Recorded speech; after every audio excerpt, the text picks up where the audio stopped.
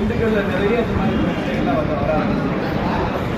திமுகவோட வழக்கம் இடத்துல இரு தரப்பினருக்கு இடையே மோதல் வந்தால், பிரச்சனை வந்தால் அதை தீர்த்து வைப்பதற்கு பதிலாக அதை ஆரம்போட்டு வேடிக்கை பார்ப்பது, அதை கிள்ளி விட்டு வேடிக்கை பார்ப்பது, இந்த மாதிரி சக்திகளை திமுக அரசு முழுமையாக அதை அழித்து வைக்கணும். விஷம சக்திகளை வளர்ந்திருக்கிறார். அந்த இடத்துல இந்துக்களுக்காக கிறிஸ்தவர்கள் இருக்கிறாங்க. அது வழிபாட்டு உரிமை சம்பந்தப்பட்டது. அந்த இடம், அந்த பாதை, இதெல்லாம் யாருக்கு என்பதை பற்றி நீதிமன்றம் முடிவு செய்யட்டும். இப்போ கூட நான் எஸ்பிகிட்ட பேசிட்டு தான் அந்த நீதிமன்றத்தில் வழக்கு இருக்கு சார், ரெவென்யூ ரெக்கார்ட்ஸ் நாங்கள் சப்மிட் பண்ணியிருக்கோம், முறையாக ஆய்வு செய்து நீதிமன்றம் என்ன தீர்ப்பு சொல்கிறதோ அதை அரசாங்கம் ஏற்றுக்கொள்ளும் சொல்லி சொன்னாங்க. நீதிமன்றம் என்ன தீர்ப்பு சொல்றதோ அதை இந்துக்களும் ஏற்றுக்கொள்வாங்க, கிறிஸ்தவர்களும் ஏற்றுக்கொண்டு தான் ஆகணும். நீதிமன்றம் சொல்றதை ஏற்றுக்கொண்டு தான் ஆகணும்.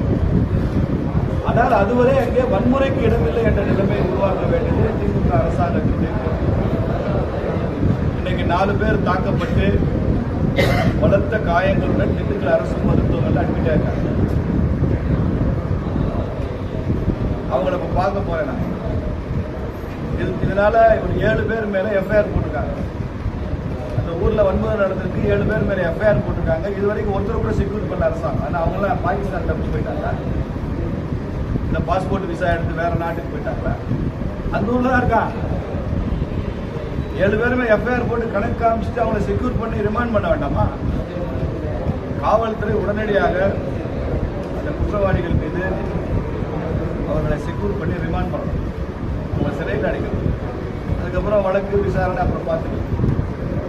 காயம்பட்டவர்களுக்கு அரசு மருத்துவமனையில் சிகிச்சை பெற்றுக் கொண்டிருப்பவர்களுக்கு மாவட்ட நிர்வாகம் நஷ்டஈடு தரும்.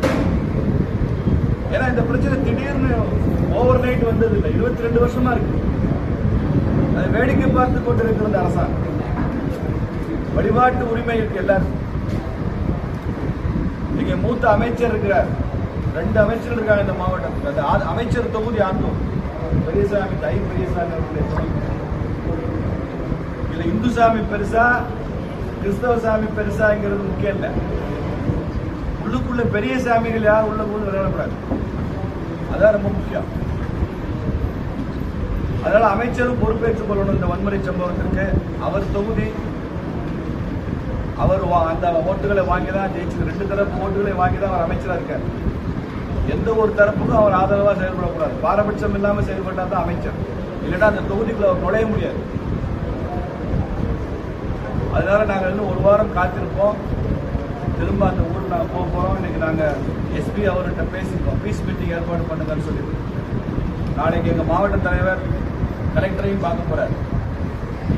பார்த்து அனைத்து தரப்பு பேச்சுவார்த்தை அமைதி கூட்டம் நடத்தணும்.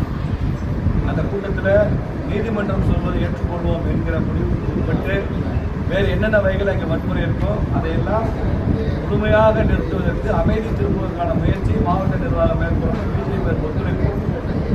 இதில் சில விஷம சக்திகள் உள்ள போது விளையாடுறதுனால தான் அந்த பிரச்சனை. 1 வாரத்திற்குள்ள இதை சரி செய்யும். அதே மாதிரி இன்னும் 2 நாட்களுக்குள்ள எஃப்ஐஆர்ல பதிவு செய்யப்பட்ட அந்த 7 பேர் மேல நடவடிக்கை எடுத்து அவங்களை ரிமாண்ட் பண்ணலைன்னா 3வது நாள் பிஜேபி சார்பாக மிகப்பெரிய போராட்டத்தை நாங்கள் எடுக்க வேண்டியிருக்கோம். இதெல்லாம் தாக்கப்படுவதை பார்த்து வேடிக்கை பார்த்துக்கிட்டு பிஜேபி கட்சி இருக்க முடியாது. ஒரு சில மத நம்பிக்கை உள்ளவங்களுக்கு பிரச்சனைனா எல்லா கட்சியும் ஓடி வர்றாங்க, அவங்கள வாக்கு வங்கியா பார்க்குறாங்க. நாங்கள் எடுக்கோம் உங்களுக்கு அப்படின்னு சொல்றாங்க. ஆனால் இந்துக்கள் தாக்கப்பட்டாலோ, இந்துக்களுக்கு ஒரு பிரச்சனை என்றாலோ கேட்க நாதி இல்லை. இப்போ தாக்கப்பட்டு காயத்தோடு இருக்கிறாங்க, அமைச்சர் வந்து பார்த்துருக்கிறாரா, ஆறுதல் சொன்னாரா? ஒரு தரப்பு இல்லை, எதிர்த்தரப்புல யாரும் தாக்கப்படுறதா கூட அமைச்சர் போய் ஆறுதல் சொல்ல வேண்டியதானே? 2 தரப்புக்குமே பேச வேண்டியது. அவர் 2 தரப்புலையும் பேசி அமைதி உருவாக்க வேண்டியதானே? நாங்கள் அப்படித்தான் அந்த ஊருக்கு போறேன்னு சொன்னேன். நான் 2 தரப்பினரையும் பார்த்துதான், கிறிஸ்தவர்கள் இந்துக்கள் 2 தரப்புலையும் பார்த்து அமைதிக்கான வேண்டுகோள் இருக்கிறேன். 2 தரப்புலையும் தாக்கப்பட்டிருந்தவங்களும் அவங்கள பார்த்து ஆறுதல் சொல்றேன்னு சொல்லிட்டு தான் நான் வந்தேன். ஒரு தரப்புக்கு நீதி மறுக்கப்படும் போது அதை வேடிக்கை பார்க்காது பார்க்கிறார்கள். அதனால ஊடக நண்பர்கள் முக்கியத்துவம் கொடுக்கணும். இந்த மாவட்டத்தில் ஒரு பிரச்சனை, 2 சமூகத்தினிடையே ஒரு பதட்டமான சூழல். அதே மாதிரி வக்கம்பட்டி கிராமத்தில் இதே பிரச்சனை, இதே மாதிரியான பிரச்சனை. எல்லாமே திண்டுக்கல் தொகுதிக்குள்ள வருது, ஆத்தூர் தொகுதிக்குள்ள வருது. ஆத்தூர்ல தான் வருது, அமைச்சர் தொகுதிக்குள்ளேயே வருது. இது ஒரு அமைச்சருக்கு அழகல்ல. தனக்கு உட்பட்ட தொகுதியில 2 இடங்கள்ல சமூக பதட்டமும் நல்லிணக்கம் கூடையும் கூடலும் அமைச்சருக்கு அந்த எதிர்த்து அமைச்சராக இருக்கிறவர் ஏன் எம்எல்ஏ வரணும்? அதெல்லாம் சரி செய்ய வேண்டும் வைக்கிறோம். 3 நாட்கள் கழித்து நாங்கள் போராடுவதா இல்லையா என்பதை மாவட்ட தலைவர் செய்வார். காவல்துறை இதில் குற்றம் சாட்டப்பட்டுள்ளது.